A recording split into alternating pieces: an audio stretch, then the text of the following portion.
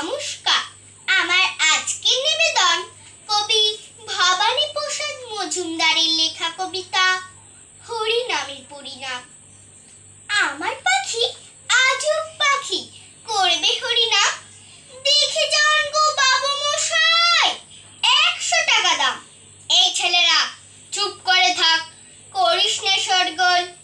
বল তো পাখি, বল একবার, বল হরি বল। সত্যি পাখি, বল হরি বল, বলেই দিল জোরে। বংশী বাবু 100 টাকায় নিলেন খাঁচা ধরে। বাড়ি ফিরে সবাইকে জড়ো করলেন ডেকে।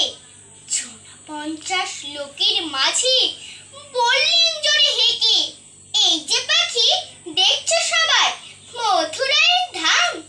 এই পাখিটাই দেখবে কেমন, করবে হরিনাম। এই ছেলেরা চুপ করে থাক, করিস নে শোরগোল। বল তো পাখি, বল একবার, বল হরি বল।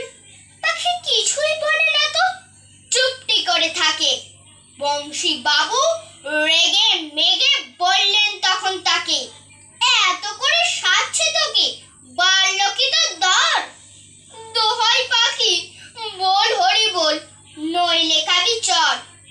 বললে পাখি, চুপ করে থাক, এখন আমি শুই। বল হরি বল, বলবো পরে, মরবি যখন তুই। নমস্কার।